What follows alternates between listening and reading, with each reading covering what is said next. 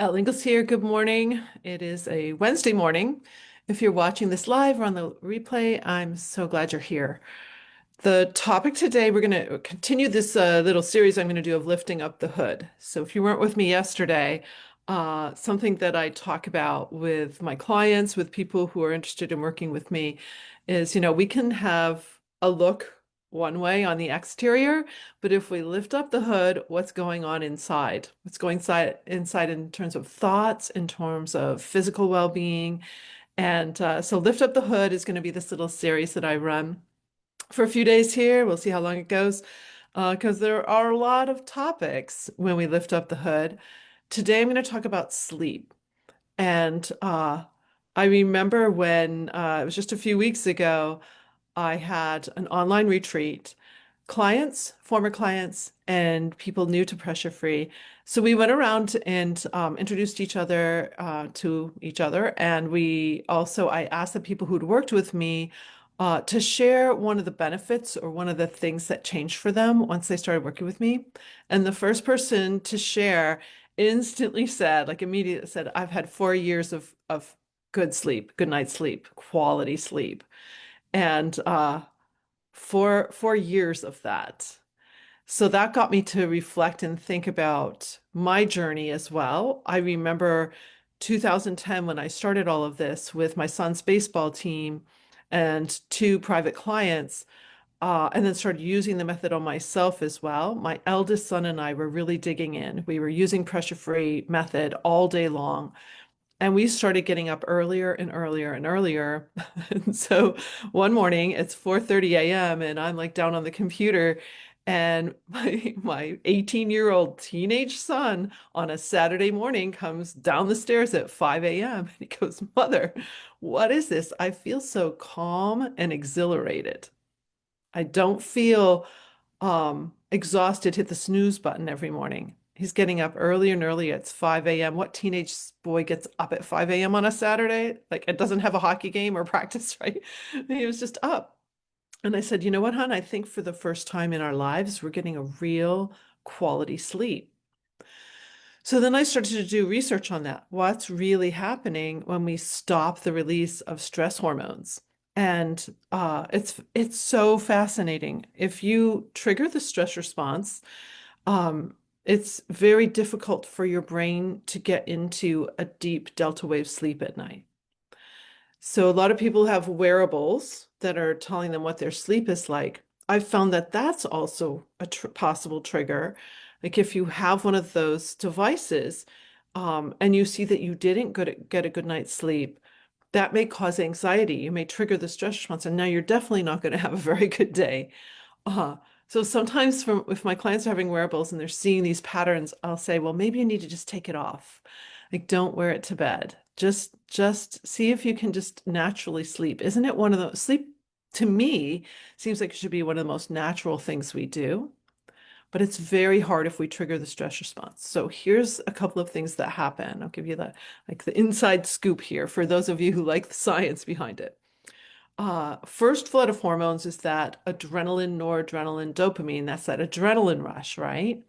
So if you, for whatever reason, like let's say you're watching the 11 o'clock news or something, like something's going on right before bed, or you're starting to worry about something right before you're going to sleep, you may release these hormones and now you're adrenalized. You're not going to fall asleep in that state. Your body really wants to fight or flee. So that can cause all this like uh body can't settle down, mind can't settle down. You're also much more susceptible to thinking about threats in your life. Oh my gosh, is this snow going to cause roof damage? Is the like you'll just start making things up in your head, like worries, because you're looking for the threats. So have you ever just lied in bed and you're just lying there and you're just like all of these thoughts just keep coursing through and you're like, oh, you know, I'm pretty safe. I do have a roof over my head. It's not leaking right now. I got food in the fridge. But that's not what the brain's saying. It's like, oh my gosh, what if this happens and the power goes out and da da da. So so that's one reason for it. You're in that adrenalized fight or flight state.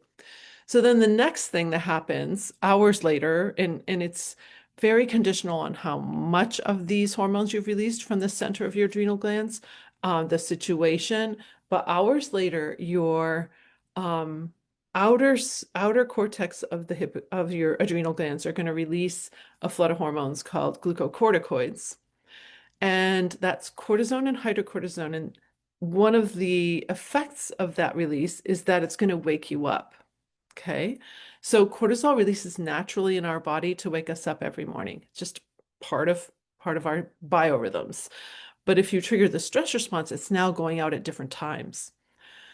So you might fall asleep, but then at 2 or 3 a.m., you're just wide awake. So when I'm working with clients, I back up in the day. And especially for sleep, looking at 5 p.m. on, like what's really happening from about 5 p.m. on, um, that's going to help identify what is causing you to trigger the stress response. And it could be subtle, it could be a very small thing, but really noting that. And you have about 10 seconds when you first notice that stimulus to prevent the release of those hormones. If you really feel scared about some things, then lower abs. Talked about this yesterday, I think. Talk about it a lot, but lower abs relaxing will help you feel more safe. It'll tell your brain that you're safe because we tighten our abs as body armor to protect our lower organs. So when you relax that, it's like biofeedback back to the brain that says, oh, there must be no issue here. I don't need to protect myself. I don't need this rush of adrenaline to fight or run away. So using your body to help your brain settle down. Also, just before you go to sleep, your brain is in theta waves. Um, if you think about it, when you're first waking up and you're just going to sleep, your brain waves are in what's called a theta state. That's when your subconscious and conscious are very connected. And if you reflect for millennia, almost every culture, every religion, in those windows of the day, I kind of call it the twilight zones, we prayed. So we were giving prayers of thankfulness, gratefulness, um, hope for the next day, those kinds of things going on. Prayers that we'd sleep okay during the night. Um, but in the counterculture of the 70s, for many families and for many people, we threw out the practice of the morning and evening prayers. I find this to be true with my clients when I find out what their age is, and I'll just say like a simple prayer, like, now I lay me down to sleep. People before 1970 can instantly recite that. It's really funny, but people after can't. So that practice of what you're thinking about first thing in the morning and just before you go to sleep, that is so impactful. Um, for clients who are really struggling, in the morning time, what I'll have them do is, because sometimes people are like triggered first thing in the morning, just, oh no, hitting the snooze button, oh no, I'm going to be late. So I have this just very simple practice that might be helpful if that's you. And that's when you first wake up, um, have something in your room or outside your windows if you don't use your blinds. I do not use my blinds, so I can look right outside my window. Um, see something beautiful. So sometimes when we see something beautiful, that's a an instant interrupter from the negative thoughts. So look for something beautiful. And then what are the first sounds you're hearing and are they beautiful? If you wake up to that Power Ranger button, wang, wang, wang, like that's your alarm, or what sounds are you waking up to? Are you waking up to the sounds of birds or the breeze, or what sounds are you waking up to? Um, and can you have them be more beautiful for you, or can you focus on the beauty of them? And then three, um, what's the first thought in your head? What thoughts do you want to put in your head to get your day going?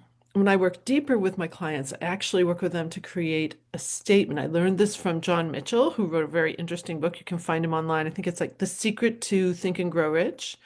John and I have had a couple of very interesting conversations. He's a performance coach down in Texas, works with University of Texas athletic coaches and students in the business school. And he and I have been having these conversations. So I have adopted his ideas and then I put them through the pressure-free lens. So I actually create a pressure-free statement with my clients that they can read every morning in that theta wave period. Then at night, when you're starting to go to sleep, same thing. What are you going to do in that twilight zone? So if you can start to have any sort of meditation, prayer, gentleness. Wallace Wattles in his book, The Secret of what is it? No, is it? What is it called? The Secret of Success?